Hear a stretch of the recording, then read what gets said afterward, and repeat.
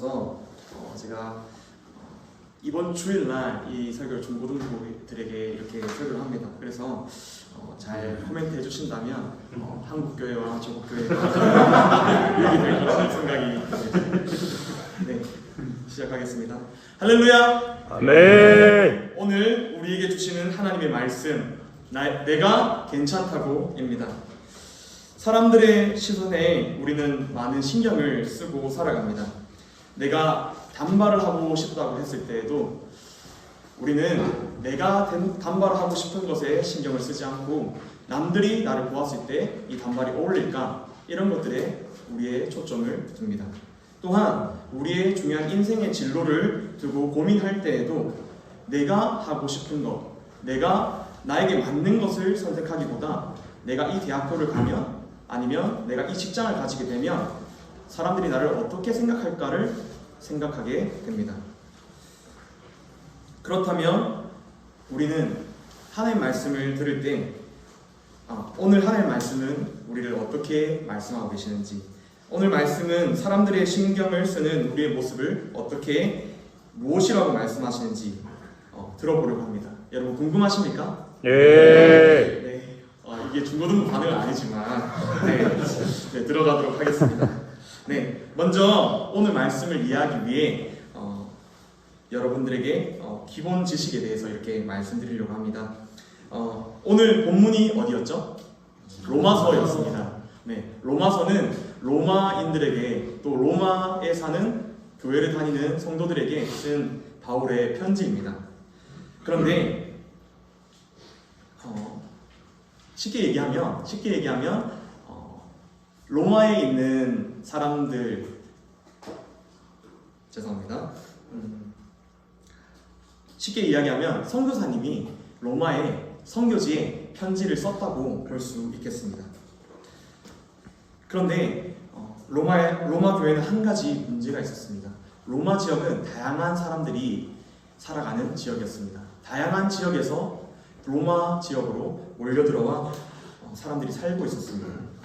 그래서 로마에는 얼굴이 하얀 사람, 얼굴이 검은 사람, 수염이 덥수룩한 사람, 그리고 깔끔하게 수염을 단정하게 자른 사람, 여러 사람들이 살고 있었습니다.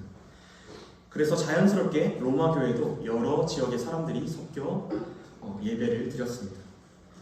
로마 교회에는 항상 싸워서 분위기를 싸늘하게 만드는 사람들이 있었습니다. 그 사람들은 유대인과 헬라인이었습니다. 유대인들은 하나님의 율법을 지킨다고 하면서 먹는 것, 시간을 사용하는 것에 매우 깐깐하게 행동했습니다. 우리가 요즘 사용하는 MBTI로 J라고 할 수 있겠죠. 반면에 헬라인들은 하나님께서 우리에게 자유를 주셨다고 하면서 먹고 싶은 것을 먹고 쓰고 싶은 시간대로 살아갔습니다. P라고 이야기하면 되겠죠.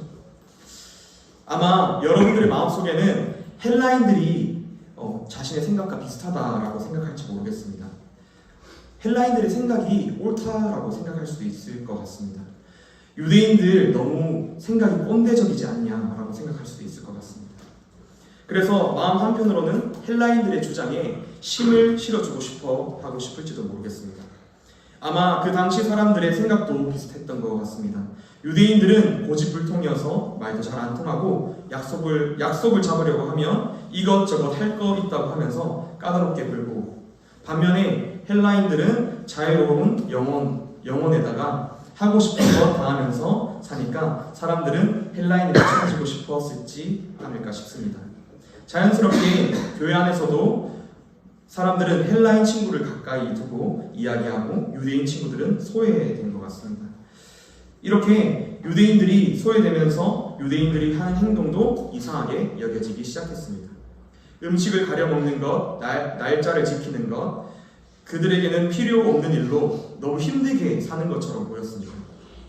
그러니까 사람들이 유대인들에게 가서 야, 너 이렇게 살집 좀 마.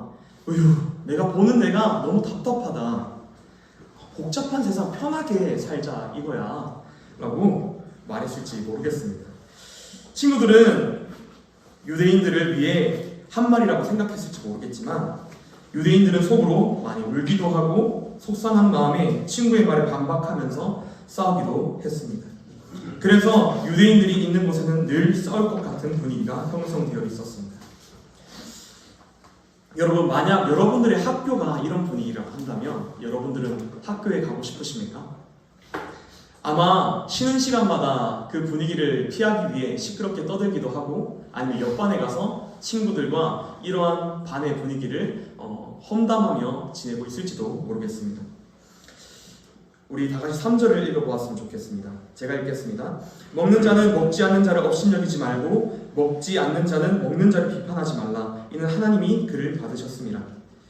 하나님은 괜찮다고 하시는데 왜 너희가 이렇게 많은 옳고 그름을 판단하느냐라고 바울은 이야기합니다.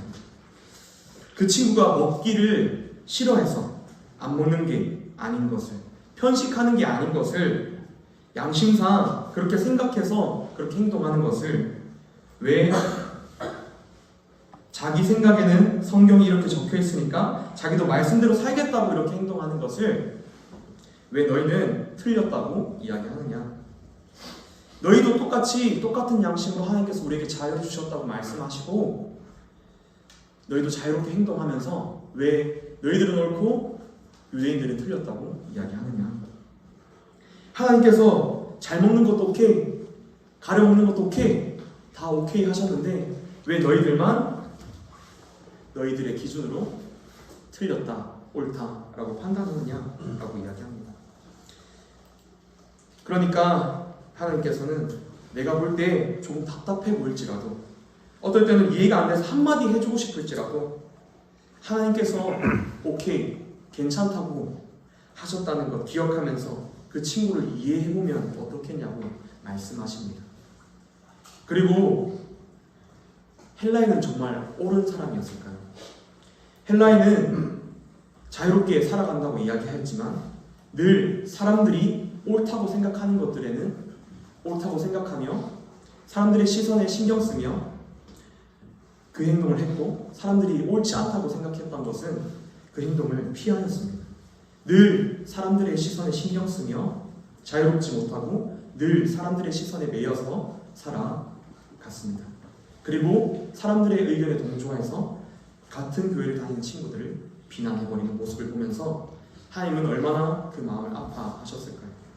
우리 다 같이 8절과 9절을 읽어보겠습니다. 제가 읽겠습니다. 우리가 살아도 주를 위하여 살고 죽어도 주를 위하여 죽나니 그러므로 사나 죽으나 우리가 주의 것이로다. 이를 위하여 그리스도께서 죽었다가 다시 살아나셨으니 곧 죽은 자와 산 자의 주가 되려 하심이라. 우리가 늘 잊어버리고 살아가는 게 있다면 예수님께서 우리의 주인이라는 것입니다. 사람들 말을 듣고 우리는 후회합니다. 우리는 늘 사람들이 이야기하는 것에 혹해서 놀러가기도 하고 공부하기도 합니다. 그런데 우리는 노는 것을 선택했는데 노는 것 때문에 하지 못한 일들을 때문에 후회합니다. 또 공부하기를 선택하고 난 뒤에 친구들이 재밌게 놀았다는 이야기를 듣고 나면 또 공부한 자신을 후회하기도 합니다. 우리가 사람들의 말을 기준으로 삼고 살아간다면 우리는 무언가를 해놓고도 늘 후회하면서 살아가게 될 겁니다. 그래서 우리는 선택해야 됩니다. 누구의 칭찬을 기뻐해야 할지, 누구의 말을 기준으로 삼고 살아가야 할지. 그런데 여러분, 사람은 결코 우리의 기준이 될 수 없습니다. 사람은 늘 생각하고 느끼는 게 변하기 마련이고 내가 이런 행동을 했을 때 칭찬하다가도 그날 기분이 별로면 우리가 원하는 반응을 해주지 않기 때문입니다. 그렇다고 늘 똑같은 자리, 똑같은 모양으로 서 있는 바위나 옷장에게 우리가 칭찬을 들으려고 한다면 그만큼 어리석은 일도 없을 것입니다. 그렇다면 우리는 어디에서 칭찬을 들으려고 힘쓰고 무엇을 기준으로 인생을 살아가야 후회 없이 살아갈 수 있을까요? 바로 예수님입니다. 그분은 우리를 위하여 죽으셨고 또한 살아나셔서 우리의 주인이 되셨습니다. 여러분, 이런 말을 듣고 난다면 예수님께서 우리의 주인이라는 말을 듣고 나게 된다면 우리는 한번 의문을 가지게 됩니다. 그렇다면 내가 주님의 노예, 주님의 종이라는 뜻인데 이것이 과연 좋을까? 라는 생각이 들기도 할 것입니다. 여러분, 근데 그 시대에 종들은 어떠한 비판도 받지 않았습니다. 왜냐하면 모든 판단은 주인의 말을 통해서 종들이 행동했기 때문입니다. 만약 종들이 실수하게 된다 할지라도 종들은 비판받지 않았고 주인이 그 노예의 실수에 대해서 비판을 받았습니다. 그처럼 우리 또한 우리가 실수하고 잘못을 행했을 때 남들에게 비판받고 또 실수를 책망받을 수 있겠지만 그것이 우리가 신경 쓰지 않아도 될 것은 주님께서 그 책망과 비판을 받으시는 것입니다. 근데 여기 한 가지 더 좋은 소식이 있다면 주님께서는 자신의 평판이 중요한 분이 아니라는 것입니다. 사람들이 나를 비판하고 욕한다 할지라도 그것에 개의치 않고 우리의 중심과 우리의 마음이 어디를 향하고 있는지, 우리가 무엇을 바라고 행동했는지, 또 어떤 양심으로 그렇게 행동했는지를 재보시는 분이십니다. 그래서 우리는 그분의 말씀에 귀를 기울이고 그분을 위하여 외모를 단장하고 그분을 위하여 공부하고 그분을 위하여 즐거워할 때 우리는 후회하지 않고 살아갈 수 있습니다. 왜냐하면 주님은 그런 마음을 옳다 하시기 때문입니다. 우리가 주님을 위하여 살아갈 때 친구들의 이야기를 듣고도 한쪽 귀로 흘려버릴 수 있고 우리가 주님을 위하여 선택할 때 내가 당하는 손해도 담담하게 받아들일 수 있습니다. 오늘 말씀을 정리해 보겠습니다. 로마 교회 친구들은 유대인들의 행동이 답답해서 고치고자 했습니다. 그러나 유대인들도 자신의 행동이 맞다고 주장하면서 그 좋은 의도는 교회 분위기를 어렵게 만들었습니다. 사도 바울은 그것을 보면서 하나님께서는 괜찮다고 하시는데 너희가 옳다, 틀렸다 하면서 너희들끼리 난리를 치고 있다고 말합니다. 여러분, 우리 교회에 만약 새로운 친구가 오게 된다면 우리는 어떻게 그 친구에게 반응할까요? 여러분들이 처음에 제가 저를 만났을 때를 생각해보면 좋을 것 같습니다. 넘치는 텐션으로 조금 여러분들을 당황스럽게 하기도 했습니다. 그래서 다가가면 밀어내고 부담스러워했던 여러분들의 모습이 기억이 납니다. 하지만 전도사님을 주목하고 쭉 지켜보고 함께하면서 시간을 보내다 보니 전도사님 좋은 분이시구나, 재밌는 분이시구나, 그리고 우리를 늘 생각하는 분이시구나 라는 생각을 하면서 이제 지금 같은 관계를 유지하고 있는 것 같습니다. 우리 친하지 않나요? 아닙니까? 네. 그것처럼 사람은 한 번에 좋은 사람, 나쁜 사람을 분별해낼 수가 없습니다. 하지만 함께 시간을 보내고 밥을 먹고 이야기를 하다 보면 그 사람을 알게 되고 친구가 될 수 있는 것처럼 내가 이미 싫은 사람이라고 낙인 찍어버린 사람이 없는지 한번 돌아보시기 바랍니다. 그리고 다시 한 번 더 그 사람을 유심히 살펴보고 그 사람 위해 마음을 열고 그 사람이 나에게 다가올 수 있는 기회를 열어주는 것이 우리가 오늘 하나님의 말씀대로 살아가는 결론이지 않을까? 결론입니다. 그래서 오늘 여러분 전선이 많이 떨었지만 여러분 하나님께서는 이런 모습을 책망하지 않으시고 그 마음속에 있는 마음을 바라보시고 또 그것을 사용하시는 것을 전사님 고백합니다. 그렇기 때문에 여러분들의 삶 속에서도 이러한 떨림과 두려움 속에 친구들을 밀어내고 또 부담스러워하고 할 수 있습니다.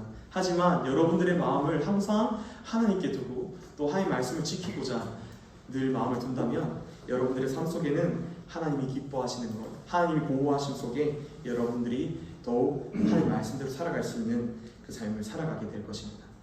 오늘 말씀 여기까지 하도록 하겠습니다. 네.